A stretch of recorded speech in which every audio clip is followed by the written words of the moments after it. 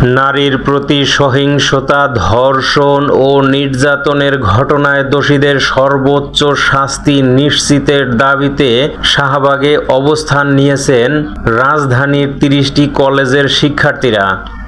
মঙ্গলবার বেলা 11:30 থেকে ছোট ছোট মিছিল নিয়ে এসে শাহবাগ জাতীয় জাদুঘরের সামনে অবস্থান নেন তারা। প্রতিবাদ জানাতে আসা শিক্ষার্থীদের অধিকাংশই উচ্চ মাধ্যমিক শ্রেণীর শিক্ষার্থী। এ সময় তারা ধর্ষণ ও নারী নিপীড়ন বিরোধী নানা স্লোগান দেন। তাদের মুখে ছিল তুমি কে আমি কে, Asiya Asiya, justice justice, we want justice, ফাঁসি ফাঁসি ফাঁসি চাই, ধর্ষকদের ফাঁসি চাই, আমার সোনার বাংলায় ধর্ষকদের ঠাঁই নাই ইত্যাদি স্লোগান।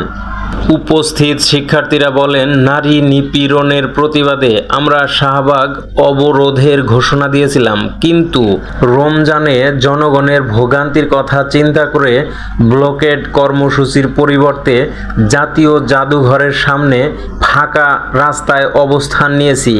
এই কর্মসূচি সন্ধ্যা পর্যন্ত চলবে।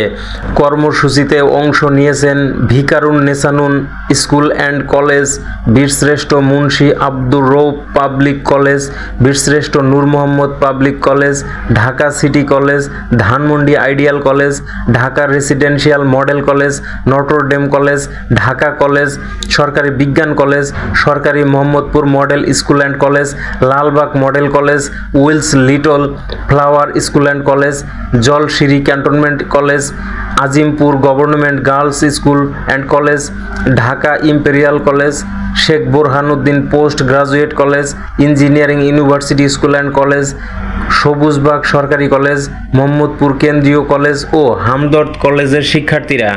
এছাড়া Motijheel ideal school and college, নৌবাহিনী college, Saint Joseph school and college, BAF Shaheen college, Begum Badrunnesa সরকারি মহিলা কলেজ, উদয়ন উচ্চ মাধ্যমিক বিদ্যালয়, Adamjee cantonment college, government laboratory school সহ 30টি কলেজের শিক্ষার্থীরা কর্মসূচিতে অংশ নেওয়ার কথা রয়েছে বলে জানিয়েছেন উপস্থিত শিক্ষার্থীরা।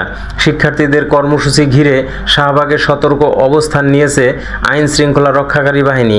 সেখানে বাড়তি পুলিশ সদস্য মোতায়েন করা হয়েছে।